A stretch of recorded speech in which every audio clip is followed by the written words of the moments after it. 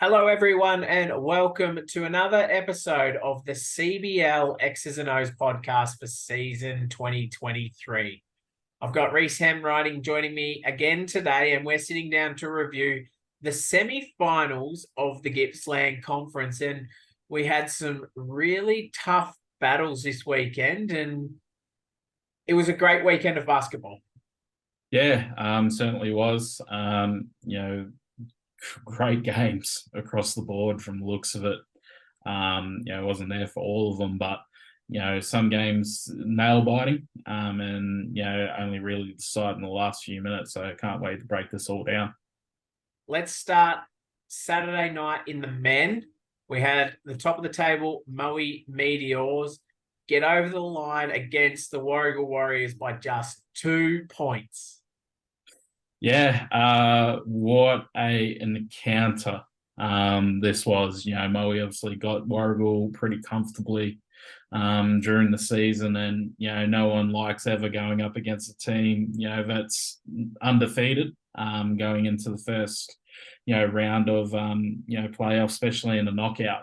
And look, lucky that Moe were able to hit free throws because they hit 29 for the game, which proved to be a deciding factor in that result. And Warrigal just so close to upsetting them in the most important game, and unfortunately just fell short. Getting the chocolates, but as predicted and as he has been all season, Austin Shelley was unstoppable with 34. He had 8 of those free throws, but Thomas Porpry, had 19 points, but 11 of those were free throws. So for any of the youngsters out there that have been watching this and listening to this, or watching these guys play, it's so important to hit free throws, because it does decide whether you win or lose the game sometimes. But over at Warrigal, they had 5 guys in double digits. Solid performance across all of them.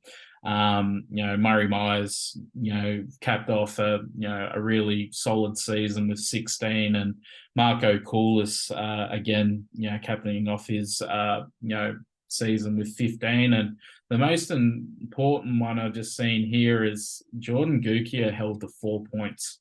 He's averaging, I think it was around that 20-25 mark for the season. So Moe certainly kept him quiet and, tried to make everyone else do the work. And, Moe got the W, and they're off to the big dance. And then on Sunday, the Traralgon T-Birds hosted the Wonthaggi Coasters in what was a double header in both the men and the women, turned out. And in the men, Traralgon were able to run out 10-point victors. Yeah, again, literally a reflection of Saturday night. Really tight, close game. Very similar to the first time they played each other during the season. It was decided really in the first quarter. Traralgon built a 10-point cushion going into the second, even though they were outscored in the second quarter, only by 3 points, but still had a cushion throughout majority of the quarters. But what a game. Highly physical and great talent on display. And, again, another, as a reflection of last night, Traralgon must have taken it in and went, well, we need to shoot free throws too. They had 28 for the game. They made, which is huge. But Zach Bazzino, really came up big with 26, followed closely by the youngster Ben Waller with 24, and 13 of those were free throws. So, really good stats there, but they had 3 other guys in double digits. But, man, for Wonthaggi, we had Will Mortimer with 21, Jet Garnham with 17, and they had nearly 3 others in double digits as well. So it just tells you how even it was and how competitive it was. But what a season for Wonthaggi. They really stepped it up from the previous seasons, and, they were just nearly there to get to the big dance. But hey, Traralgon goes in again, trying for a three-peat. So I think we're shaping up for a really, really good grand final. That's it. We did say that there was, 5-6 teams that could have been playing in one of these top 4 positions, and then these games would be so close. It just shows the competition was really tough this season. And it's going to be an awesome matchup come this weekend when Moe take on Traralgon in the men at Cardinia Life. That is going to be a cracker. We'll leave that one and review that later in the week. But let's have a look at the women. And the first game on Sunday, Korumburra, top of the table, took on the Moe Meteors and were able to get the job done on their home court. They got out of a bit of a trouble there, though. 5 points is a lot closer than we probably expected.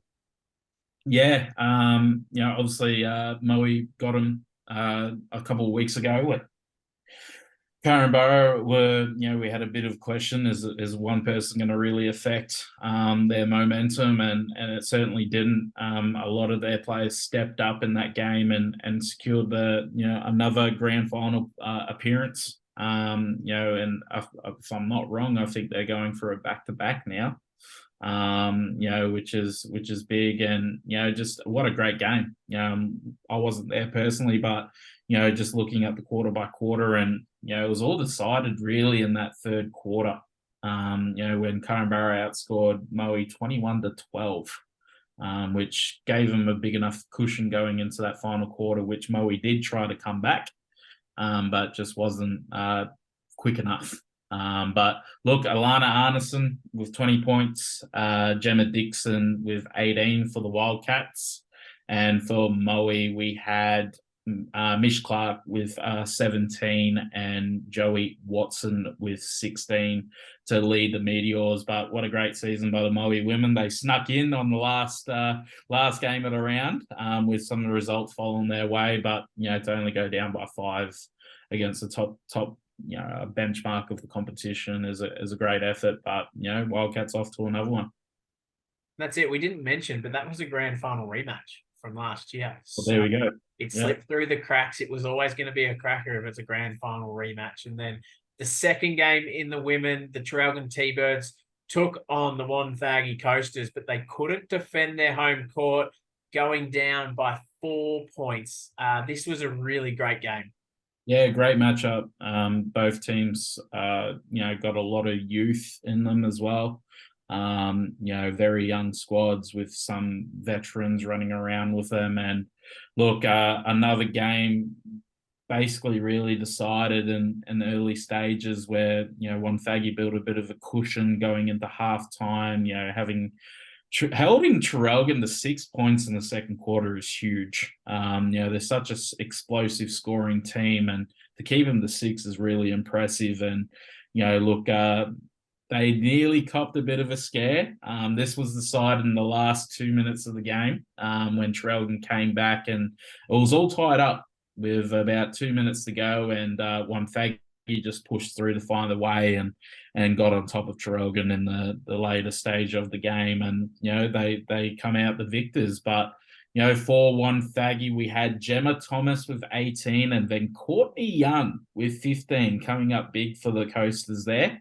And then for Traralgon, we had Sammy Labrosse, finished off a great season with 21, and Jordan Pyle with 16. So, well done to Wonthaggi. Now they're back into the grand final.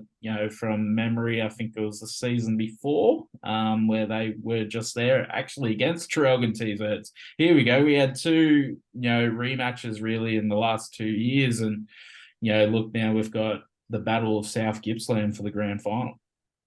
That's it. Korumburra take on Wonthaggi this weekend in the grand final, and we'll look to preview all that later in the week. And for now, that's our review of our semi-finals in the Gippsland Conference. And for our fans, viewers, and listeners, stay tuned, and we'll jump on a call later this week, Reese, and we will preview what will be a spectacular grand final in the Gippsland Conference.